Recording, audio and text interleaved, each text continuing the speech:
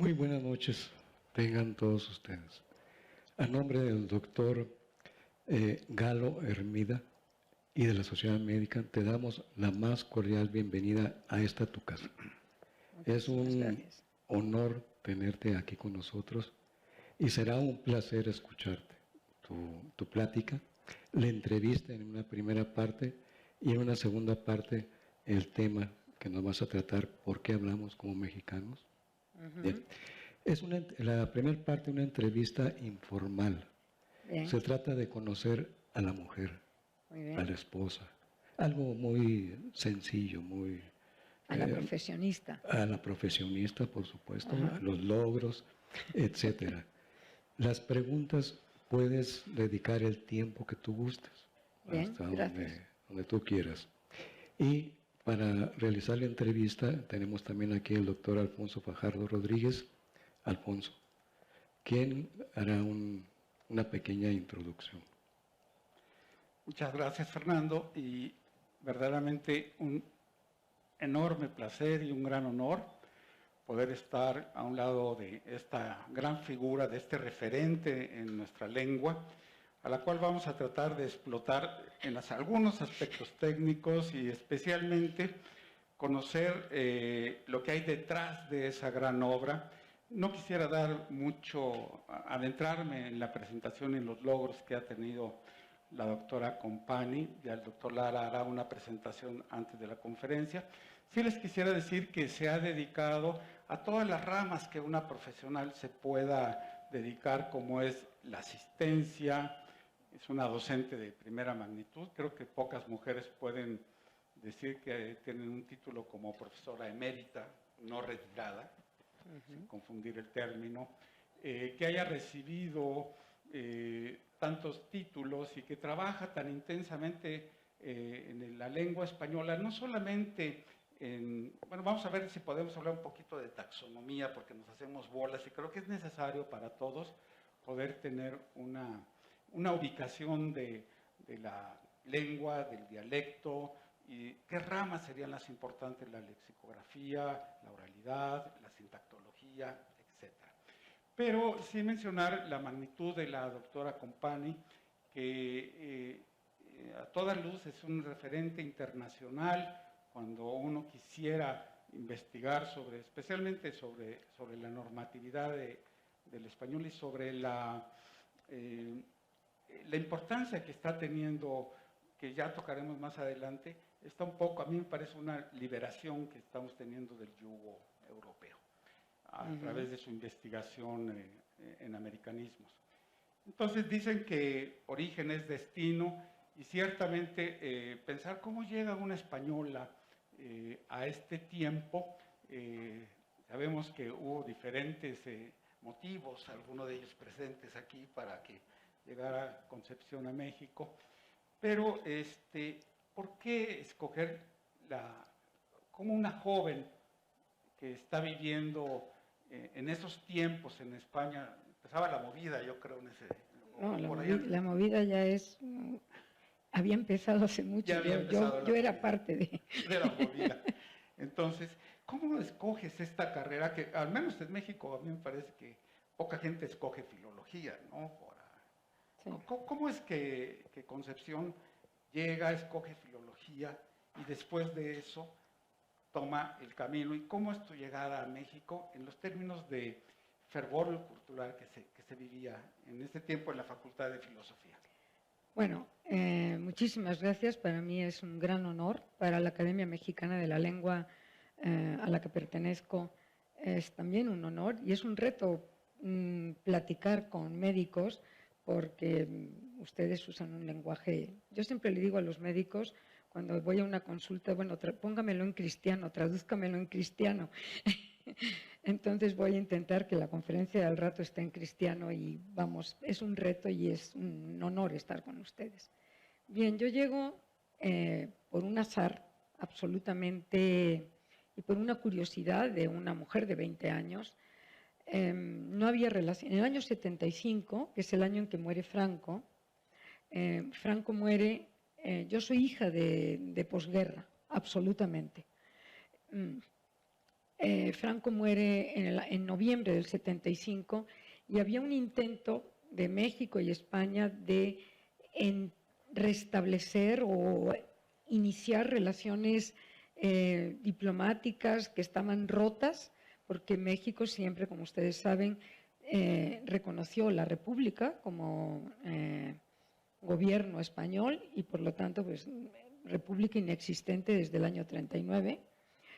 Entonces yo creo que ambos gobiernos supusieron que el modo más sencillo de empezar con algún tipo de relación era por la parte cultural, y aparecieron en la Complutense. Yo estaba acabando en junio del año 75, el segundo año de facultad, en la carrera de lingüística, e iba a empezar latín. Mi especialidad iba a ser, o sea, mi mundo era el mundo latino. Debo decir que tuve unos maestros de preparatoria fantásticos. Yo soy producto de educación pública gratuita, de escuela rural en la primaria, de bachillerato público en Madrid, y ese es como mi marco educativo. Aparecen en los pasillos de la Complutense becas para México de 3 meses. Lo único que había que hacer es tener un promedio razonable, que era un 9 de promedio mínimo. Ya que dicen que vale igual un 10 que un 5, acaba de aparecer en una conferencia de la subsecretaria de Educación, que vale igual un 10 que un 5, pues no, si hubiéramos tenido un 5 no viajo a México. ¿Ok? Bien. Entonces, yo tenía ese promedio, no había que hacer ni entrevistas, ni presentar un papel. Yo creo que querían iniciar relaciones, y lo único que tenía que hacer el estudiante en cuestión era, la beca suponía una inscripción en la UNAM, en el CEPE, en la Escuela para Extranjeros, que en el caso de hispanohablantes nativos, como son los españoles, pues no nos iban a enseñar español, pero me enseñaron cultura de México, historia de México, geografía de México, pero en vivo y a todo color. Nos llevaban al Zócalo, a la Merced, y nos decían, aquí estaba el convento de tal y pasaba tal cosa. Nos llevaron a zonas arqueológicas, muy bien dado, y constitución de los Estados Unidos mexicanos. Lo cierto es que me sobraba tiempo, y yo me cruzaba a la Facultad de Filosofía en el verano del 75. Yo llegué en junio del 75 aquí. En aquel entonces había un avión a la semana, creo que uno de Aeroméxico y uno de Iberia, si acaso. Nada de que se cerraban vuelos, los vuelos estaban casi vacíos. Me sobraba tiempo, y por allá de agosto yo me cruzaba a la Facultad de Filosofía y Letras. Había iniciado el año académico en la UNAM y era el momento de un boom americano. Estaba Carlos Fuentes, cuando venía en el verano, con quien tuve el honor de convivir en algún momento en la academia, porque fue miembro de la academia y fue miembro del Colegio Nacional, institución de la que también soy miembro. Me tocó cruzarme, y yo alguna vez le comenté, pues yo me cruzaba para oír tus conferencias cuando llegabas a la UNAM. Juan José Arreola, en fin, una playa de escritores. Y en esa facultad me encuentro a una chava, mexicanismo, me encuentro una chava que me dice, ¿conoces Coyoacán? Vamos a Coyoacán. ¿Conoces San Ángel? Vamos a San Ángel. ¿Cómo? Esa chava es mi cuñada ahora, o sea, eso hay que aclararlo. Y le dije, pues no. Y en algún momento, a los 15, 20 días, me dice así, ya, yo tengo un hermano solterón ideal para ti. Y le dije, pues presenta, ¿no? ¿Qué dice alguien, una mujer de 20 años? Y en esa noche el mexicano estaba llamando. Y en mi familia fue el mexicano hasta que tuvimos el primer hijo. Y el mexicano decía, tu madre no se puede enterar que yo me llamo Héctor. Es tan difícil, un nombre griego. Bueno, y eso cambió mi vida. Yo realmente creo que empezó como una relación. El mexicano me iba a pasear a la güerita, y la güerita dijo, pues que un nativo me pasé y voy a conocer por dentro la cultura de este país. Y cuando me tenía que regresar para iniciar mi tercer año de facultad, aquello que empezó como una amistad y como un ligue, pues se volvió un drama, porque tenía que tomar un avión y el concepto, el tiempo es algo y la distancia es algo subjetivo. Bueno, San Agustín decía que el tiempo es tiempo concebido, exactamente, y la distancia es una distancia concebida.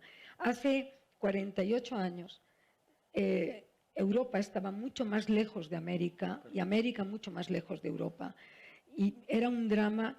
No, bueno, no había ni siquiera larga distancia automática, había que hablar por operadora, o sea, que, realmente unas distancias conceptuales muy altas. Y yo iba a Gobernación a que me dieran una semanita más y ya en la Complutense y fue una decisión en algún momento el mexicano me dijo casémonos, porque el único modo de darse una española que no tenía relación, de un país sin relaciones con México, pues era pasando por el juzgado. Y bueno, aquí estoy. En el año 78, nos casamos en el año 75, a los pocos meses. En el año 70, cuando llamé a mi madre, soy huérfana de padre desde los 6 años, cuando llamé a mi madre por operadora, yo lo único que oía era una mujer dando gritos que decía, hija, ¿tú qué querías? Y siempre en pasado, ¿tú qué querías ser autónoma? ¿Tú qué querías ser independiente? ¿Tú qué querías estudiar? ¿Tú qué querías? Y yo decía lo que decimos todas, mamá, este es diferente, ¿ok?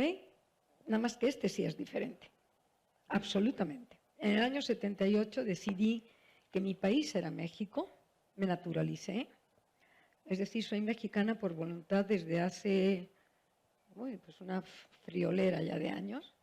40 y tantos años. 40 y tantos años. Cuando tomé la decisión de casarme, el trato fue muy claro, yo quería terminar la licenciatura, no había hijos por medio, eso fue un acuerdo clarísimo.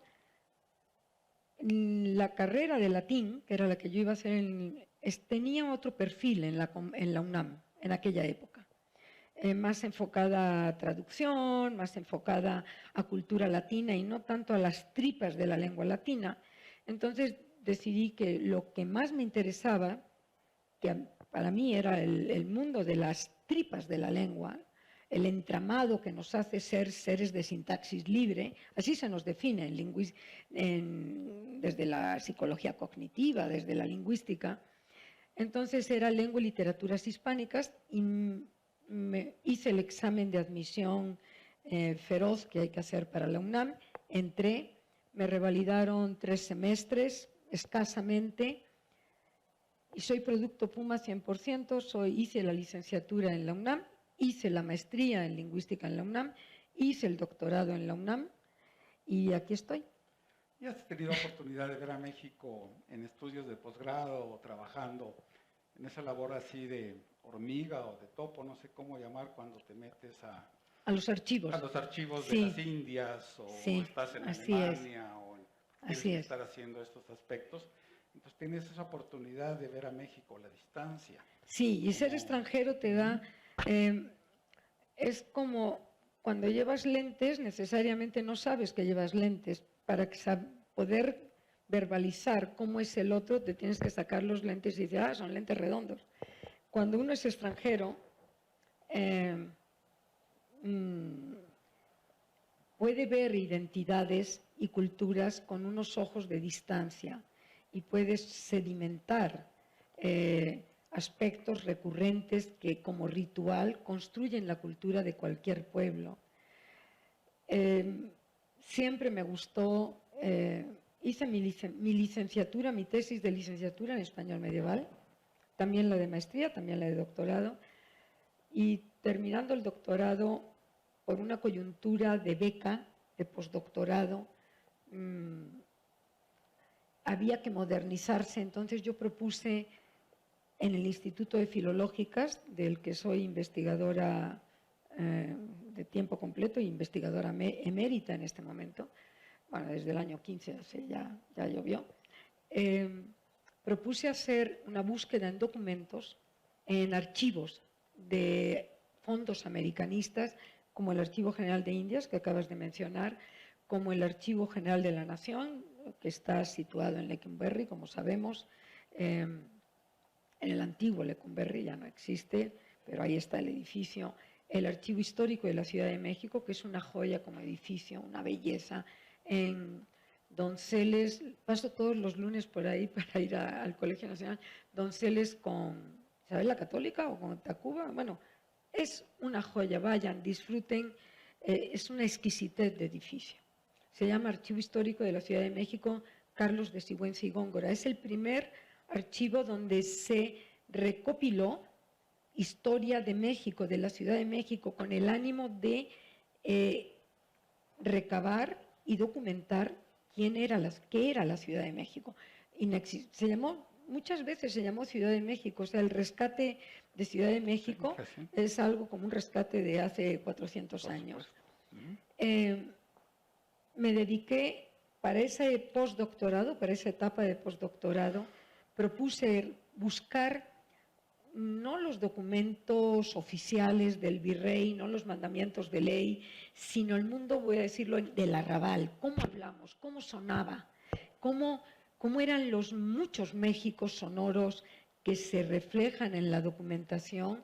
Y encontré un mundo fascinante. Los archivos tienen un carácter adictivo, absolutamente adictivo, porque es pasar por el chisme de la vida cotidiana y darnos cuenta de que hace 400 años somos los mismos. Cuando uno se dedica a la historia, ese es, digamos, sería mi oficio, historiadora de la lengua, no hay filólogo que no sea historiador. Lo que nos damos cuenta es que la historia no sirve para saber del pasado, sino saber mejor quiénes somos ahora, porque somos seres de una constancia y de una cotidianidad. Entonces, bueno, a partir de ese momento de postdoctorado, pues mi vida derivó hacia el mundo americano, a la historia de América, y en la Academia Mexicana de la Lengua está alojado un corpus histórico electrónico que se llama Cordiam, Corpus Diacrónico y Diatópico del Español de América. Diacrónico significa que es a lo largo del tiempo. Nuestro primer documento es de 1494, un textito manuscrito de Colón. Están transcritos, están los facsímiles, es de libre acceso totalmente. www.cordiam.org. Ahí se puede ver, el último documento es 1905. ¿Por qué paramos en 1905?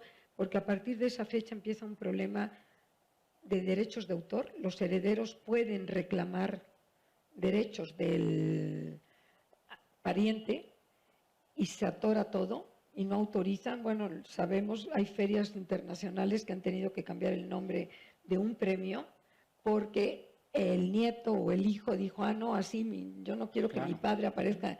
Y entonces, bueno, pues, o sea, un atoradero gigante. Y decidimos por el momento parar en 1905. Es el mayor repositorio internacional y está liderado desde la Academia Mexicana de la Lengua. Solo contiene documentos escritos en América de 1400, en este momento anda en 20 millones de palabras aproximadamente, que son un montonal de textos de prensa, literatura y documentos de archivo, y por americanos a partir de 1580 aproximadamente, y nos permite ver los grandes ejes que construyen la historia de América. Abarca los 19 países de Hispanoamérica, de los actuales 19 países de Hispanoamérica, más 5 países, hay documentación de 5 países, documentación en español siempre, donde se habló o escribió español, como en Estados Unidos, porque eran parte de la corona española, porque Estados Unidos, por lo menos la franja sur, la franja oeste, toda la California, Oregón y casi una buena parte del estado de Washington eran parte de la Nueva España, y abarca Jamaica, Belice, donde no se habla actualmente español, pero se habló, contiene 20. Es un referente internacional y eso me hace muy orgullosa porque la Academia ha sido múltiplemente, nos dieron un premio el año pasado a ese proyecto. No, este año nos lo dieron como la mejor publicación del año, lo cual significa el que... Cordiam. Cordiam, sí. Uno puede ver ahí... Esto también está... Esto no es histórico, este es sincrónico, esto es quiénes somos hoy. Sí, pero esto tiene que ver también quiénes somos hoy en la amplitud, porque para hacer esto tienes que irte a lo amplio, pero tienes que irte a lo muy profundo. Sí, claro. Entonces pensaría también, cuando yo también soy producto Puma, y teníamos, perdón Fernando, también tendríamos... ¿Tú no eres producto Puma también? Puro Puma. En el estricto sentido de la palabra. Ajá. Y entonces teníamos opciones solamente humanidades, químico-biológicas o el área físico-matemáticas, y uno escogía la carrera no por la afinidad, sino por lo que menos odiaras, ¿no? Por ejemplo, yo no quería nada de matemáticas y mis amigos que no querían tampoco se iban a humanidades, pensando que nunca iban a tener nada que ver con la ciencia. Y creo que ahora nos iríamos para atrás si supiéramos el requerimiento científico que requiere un lingüista. No le es nada ajeno a la chi cuadrada o la gi cuadrada. No, para nada. Hacemos tienen pruebas, que hacer procesos estadísticos totalmente, profundos. Sí. Tienen que estudiar algo de lenguaje R, de neurobiología, por supuesto. Lenguaje R, estadística social, por supuesto. Y entonces tienes que ver mucho de ciencia. Y nosotros al revés, también tenemos que ver mucho de humanidades, como bien lo mencionas. Si alguien tiene que decir algo, en cualquier momento es el médico. Nosotros yo voy a interrumpir. Para mí los médicos son como de otro planeta, porque son gente culta. Son profesionistas altamente especializados, pero los que yo conozco a través de la Academia o del Colegio Nacional, son gente muy culta, gente interesada en el mundo de las humanidades. Y yo le decía a Soberón, digo, es que ustedes son de otro planeta. Porque un ingeniero de petróleos, pues no son gente tan culta, ¿no? Muy especializados, pero no son tan cultos. Entonces, bueno, me voy a permitir decirles el piropo de que se cuecen ustedes aparte. Muchas gracias, pero sí tenemos ese problema tan humanístico, donde igual que tratas con Juan, tratas con Pedro, entonces muchas veces nuestra incapacidad para poder traducir nuestro lenguaje tan técnico que ya pensábamos en medicina, tratar de hacer esa traslación que fuera directa, clara, abierta, en todo estrato social, en todo estrato de... Entonces, aquí no sé cómo nos podrías aconsejar. Lo que tendríamos que hacer nosotros como médicos para poder ofrecer a nuestros pacientes, a nuestros auditorios, ese lenguaje claro y diáfano, pero profundo a la vez. Y el otro punto que es muy importante también es la publicación científica, que sabemos que no tenemos que hacer obra de literatura, pero tampoco tener un lenguaje que a mi punto de vista es extraordinariamente limitado en la publicación científica médica. Bueno, acabas de tocar un punto nodal, un punto básico, y es cómo equilibrar el oficio de investigador muy especializado, como lingüista y filóloga, buscamos generalizaciones, igual que un físico, buscamos reglas, buscamos y medimos si aquello tiene significatividad estadística o no, aquello que estamos encontrando. Pero al mismo tiempo tenemos muy claro, por lo menos en las instituciones, a las 3 instituciones a las que pertenezco, a las que tengo el honor de pertenecer, tenemos muy claro que hay una obligación de un lenguaje claro, un lenguaje lineal, que se mueva en una modalidad, en un nivel culto, que no baje el nivel, pero que le llegue a todos. O sea, que hay una obligación de divulgar el conocimiento, de difundir el conocimiento, y estás tocando un punto, hay todo un movimiento en el mundo jurídico de si es mejor lenguaje incluyente, este problema del lenguaje incluyente, que no es un problema, es simplemente una manifestación de movimientos feministas que están diciendo aquí estamos, o lenguaje claro. O sea, y por ejemplo, la Suprema Corte de Justicia, hay un congreso internacional y más que hay una red de lenguaje claro. Yo diría que es mejor lenguaje claro que lenguaje especializado o que lenguaje incluyente. Pero muy difícil también. Sí, claro, o sea, yo tardo más en preparar posiblemente algo de divulgación bien hecho, un texto de divulgación bien hecho, tardo más que en un artículo, una nota científica muy, muy especializada en mi ámbito profesional, por supuesto, pero... Bueno, sí. Concepción, entrando un poquito más hacia tus libros. ¿Sí? Hace muchos años le preguntaron a Agustín Lara, gran compositor mexicano, ¿Sí? oye, tú que has hecho tantas canciones, ¿cuál es la que prefieres? Y él dijo, esas son como mis hijas, yo las quiero a todas por igual. En tus libros, has publicado 10 libros, múltiples artículos, etcétera. ¿Cuál de todos estos 10 libros, te ha satisfecho más? ¿Te ha llenado más el corazón? Más, si pudieras nombrar a uno, ¿y por qué? A mí me llena el corazón el proceso de hacerlos. Pero una vez que ya los parí, pues ya realmente no son míos. Entonces, si me preguntas qué tienen en común esos 10 libros más los muchísimos artículos especializados, pero sobre todo los 10 libros, yo creo que lo que tienen en común es que generan infraestructura para la investigación. Cuando me hicieron emérita en la UNAM, algo que tiene que hacer quien propone al emérito o quienes proponen al emérito, es decir, cuál ha sido el aporte del emérito, o sea, ha estado en su escritorio aquí en chiquito o qué ha hecho. Y en mi caso dijeron algo que es cierto, creo yo, y es que he generado infraestructura para la investigación.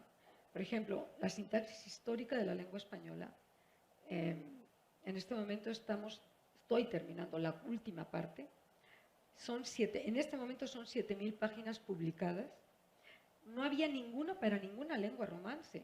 O sea, nosotros desde México, desde la UNAM, mostramos que se puede tener liderazgo de convocatoria internacional, de generar datos, de hacer investigación con los modelos y los marcos teóricos que se requieren para los fenómenos que se van a estudiar. Después de la de lengua española, la nuestra, publicada por la UNAM y Fondo de Cultura Económica, son en este momento 7.000 y pico de páginas, estamos sacando las últimas 3.000, 4.000 páginas. Salieron las del italiano, con menor magnitud, hay que decirlo, porque el italiano tiene un problema y es que a partir del siglo XIV, o sea, este invento de italiano es dialecto toscano, es una variante chiquita de la toscana, ¿no? Entonces, bueno, ellos se quedaron en el siglo XIII, XIV y nosotros hicimos desde las primeras manifestaciones de español, que son siglo VIII, siglo IX, en un español entreverado con latín, hasta el siglo XXI. Después salió la del francés y bueno, eso me llena de orgullo porque estamos dejando desde instituciones mexicanas unas plataformas muy sólidas para que los jóvenes hagan investigación y la hagan con grandes estándares. Cuando yo hacía el doctorado, yo hice el doctorado en la maestría con un gran maestro que se dedicaba a era antropólogo de lenguas indígenas. Y sufrí muchísimo porque decía mi maestro, pues esto también pasa en tal lengua. La próxima semana tráigame los datos de tal lengua. No había internet, me doctoré en el 88, es para que ubiquen o sea que fue ayer prácticamente, o sea, hace 35 años no teníamos internet de acceso abierto. Las computadoras empezaban apenas, había que cambiar un floppy, o sea, para cargar el sistema. Y la UNAM generosamente yo recurría al centro de investigaciones y me traían la fotocopia. En 4 o 5 días me quedaba. yo decía, cuando sea grande, necesitamos obras de referencia sólidas, donde no tengamos que estar padeciendo arañando la información. Esa sintaxis histórica es una obra, tiene más de 500.000 citas académicas. O sea, es la obra de lingüística más citada a nivel hispánico. También el Cordiam, este corpus que sigue creciendo como todo corpus, es una obra de infraestructura. En el motor de búsqueda lo hizo el Politécnico Nacional, el CIC, Centro de Informática y Cómputo, o Centro de Investigaciones en Cómputo, lo hizo el Politécnico, el motor de búsqueda, y los datos que nos proporcionaron, nos proporcionan datos cada 5 o 6 meses. 48 países accedieron al Cordiam, buscaron datos en unas 130.000 accesos, pues no está mal, es infraestructura para la investigación. Ahora, mi hijo, como es la sintaxis, mi especialidad es entrar a los archivos y buscar cómo los seres humanos generamos linealidades sintagmáticas. Somos seres de sintaxis, porque nadie va por la vida diciendo mesa, agua, sillas. Si es así, pues te miran contigo, ¿no? En el neurólogo. Evidentemente, ¿ves? O sea, entonces, la sintaxis histórica es ha sido una obra premiada, ha sido una obra reconocida, es una obra de referencia obligada para cualquiera que quiera saber cómo es nuestra lengua en su acontecer histórico y con su actualidad de siglo XX y XXI. Esa me llena de orgullo. Son los hijos, yo digo los trillizos, son septillizos rojos en este momento, y seguramente llegaremos a decillizos, que no existe la palabra, pero la vamos a tener que inventar cuando el Fondo de Cultura publique la última parte. Sí.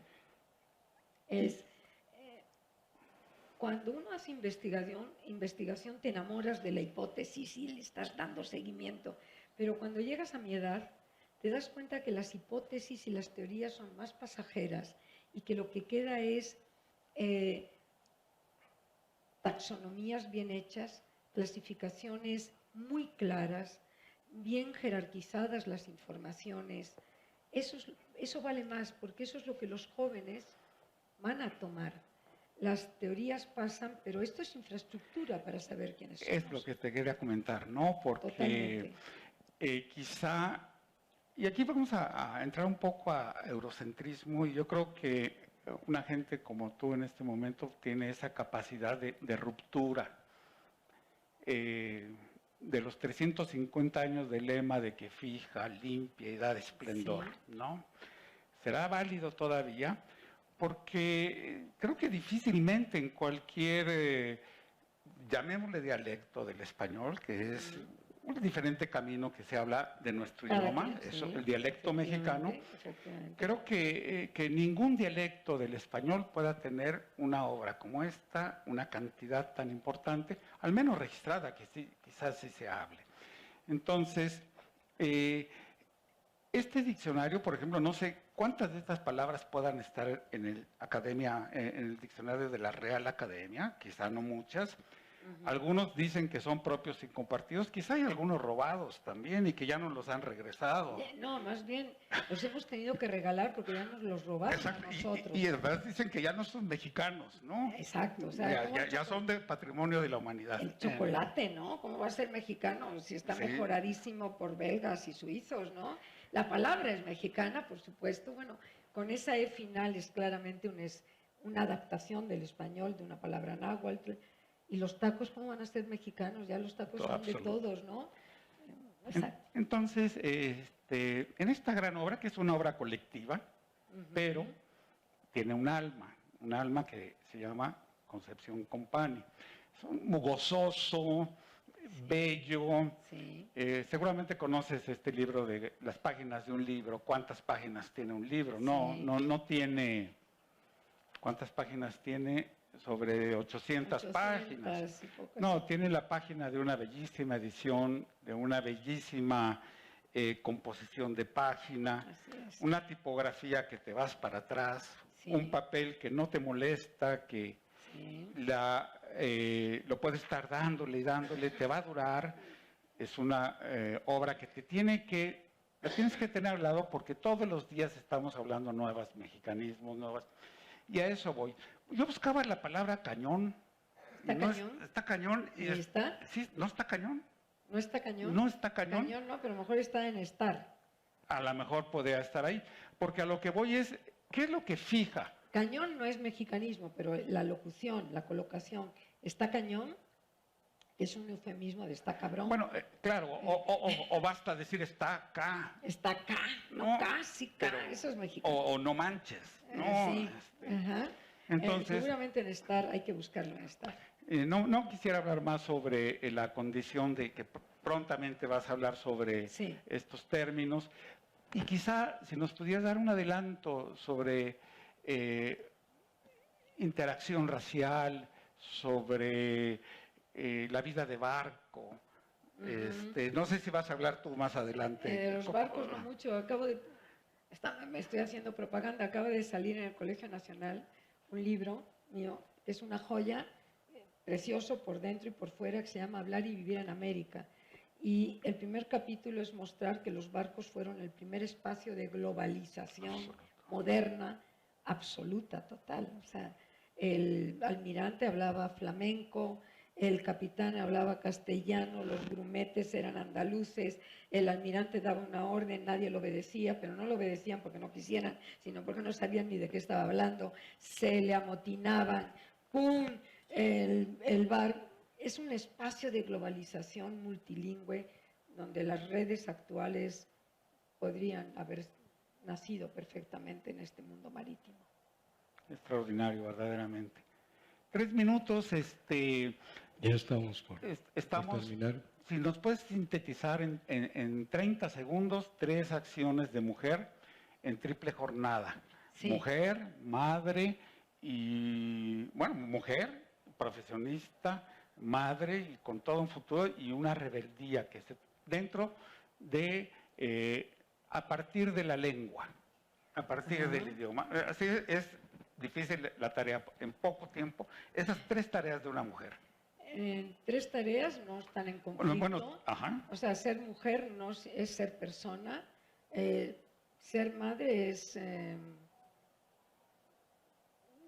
voy a decir algo que no es lo máximo en la vida. Es una gran experiencia, pero no es un objetivo final. Para mí no lo fue. Y volvería a repetir la experiencia. Tuve la fortuna de tener un compañero de vida que ayudó y estuvo codo con codo, que nunca compitió, que respetó, y si no, pues por eso llevó 48 años, si no, pues hubiera durado 48 días, ¿no? Eso está claro. Rebeldía es algo que tenemos que tener todos los seres humanos, y para eso tenemos que tener educación. Educación que te dé espíritu crítico, que te dé ganas de seguir, que te dé curiosidad por la vida, por tu objeto de estudio, por lo que tienes que hacer. Debo decir que también tengo hobbies, Soy especialista en asesinos seriales. Me encantan. Las novelas negras, las buenas novelas negras, me encantan. Y con colegas míos dialogamos de asesinos seriales. Cuidado con el mataviejitos que anda acercando aquí. Tenemos que trascender, que dejar una herencia. ¿Qué le dirías a los jóvenes? A los jóvenes que se puede, pero que la vida no se hace con la cabeza, se hace con otra parte del cuerpo. Cuando mis alumnos me dicen, ay doctora, a ver si tengo suerte y paso el extraordinario, le dije, no, mire, ni es de suerte, ni es de neuronas, porque usted tiene las mismas neuronas que yo, pero a lo mejor usted no pasó por la tlapalería a comprar Resistol 5000. Cómprese Resistol 5000 y pegue la nalga a la silla y esfuércese. La vida es un reto de esfuerzo. O sea, no hay nada regalado. Nada, o sea, me siento muy afortunada porque me busca gente joven muy comprometida, muy buena en lo que hace, o yo tengo buen ojo para elegirlos, pero todos ellos estamos en la misma sintonía. La vida es una vida de esfuerzo, de pegar la nalga y se puede. Porque no es tanto de neurona como de... Así es en la consulta también. También, El médico debe estar ahí. así es, Pegados las así es. Es resistor. tepalcuanas. Así es, los tepalcuanas, exactamente. Bueno. Es una vida de esfuerzo. Desafortunadamente el tiempo se nos ha acabado y ha sido un placer, un honor tenerte con nosotros. A nombre del doctor Humberto Galo Hermida de la Sociedad Médica, te damos las gracias por compartir estos momentos, esta experiencia de vida. Muchas gracias. Gracias a ustedes, es un gran honor estar en una audiencia como ustedes. Y esta es tu casa. Muchísimas gracias. Bueno, espero que no, por favor. No. Ojalá que no. Gracias. Muchas gracias. Vamos a tomar un pequeño descanso y después Claro que sí. pasamos. Concepción.